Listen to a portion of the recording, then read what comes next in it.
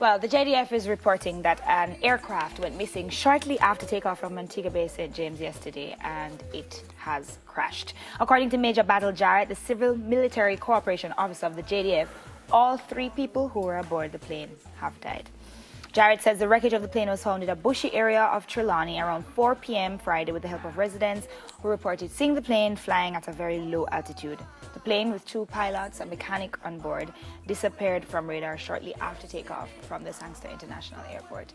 I don't even know what to say, especially knowing that we are people who take planes often. It's hard to know that your life might just be over in the it's a sad way to start the show still. Yeah, and what makes it even more saddening is that one of the guys who died, he just got married a few weeks ago.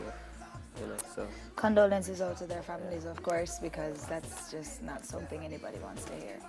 I mean, whether you're driving or flying, just you never know. We just had 3 accidents in the space of 48 hours last week on the highway. Two on the highway heading towards Spanish Town and Port World, another one in Trelawney. And guys, I mean, normally when we're at the theater and we're leaving or before we start the show, when we pray, everybody always prays for journeying mercies, you know, whether the to and from.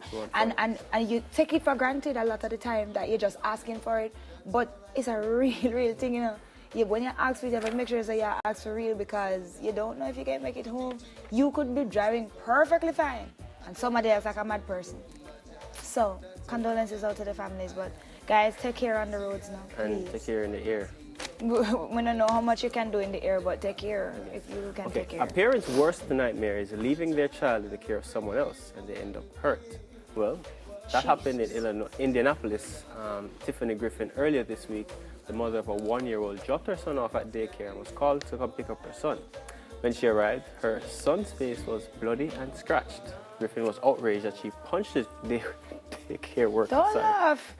The owner of the kindergarten daycare stated that the 2-year-old girl had attacked Griffin's son and that the little girl had blood on her hands afterwards. She went on to say it's not uncommon for the little girl to act out, but the extent of the injuries just blows our minds. Excuse me. Excuse me. Well, what happened? What was happening during the time that this little girl was beating up this 1-year-old? Where were you? Well, since that the daycare is currently closed due to harassing calls and is unsure when it will reopen, the police, Indianapolis police, are investigating and no arrests have been made. Where were you, Madam Daycare? If me go there and see Sammy look so. No, you don't even have to tell me. Come on now. Come on now. You know Sammy mad already, so you know how that would have end up. But the fact of the matter is, when you did there, when the little girl did beat up the baby? I know kids fight. I know kids fight. Of course, but once something starts, once some kind of disagreement has started between a pair of children, how much picnic, no matter. Where are you to regulate this? Oh, man. I know we used to fight when we were younger, but nothing like that. And a 2-year-old did that? A 2-year-old dropped blood and beat up a baby face like that? Yeah, and that's hard to believe, though. Me believe it, you know, because guess what? It's hard to believe that the 2-year-old actually. If she acts out on a regular basis, then you need as a parent to tell, you need as a daycare worker to tell the parent that she needs some kind of psychological attention. No, beat myself, everything. What?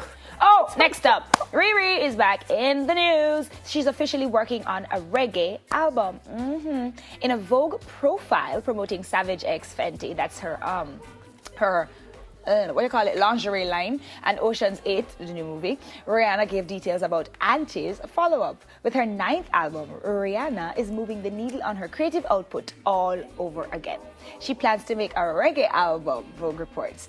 Though it's too soon to name a full list of collaborators, one early influence may be Super Dopes, the Jamaican-born record producer who has worked with such dancehall greats as Beenie Man, Sean Paul, Ellie.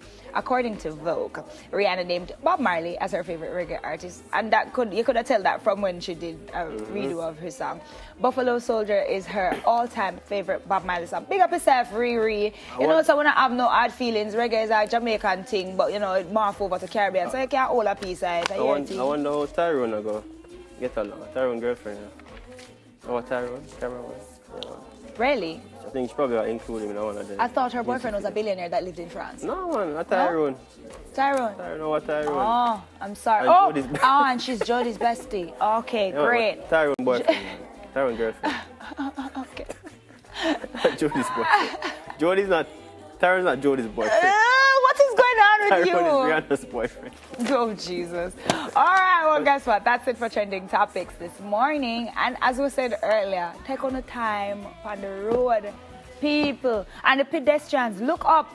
Look up. Because a lady got hit off the sidewalk by a car that was coming because she was loud on her phone. Look up, look up, this guys. phone thing, look up. Stop drive and text. Stop walk and walk text. and text. Stop drive and text. Just look up. Please. And send some food. All right, guys. We're going to go for a break. Send some food.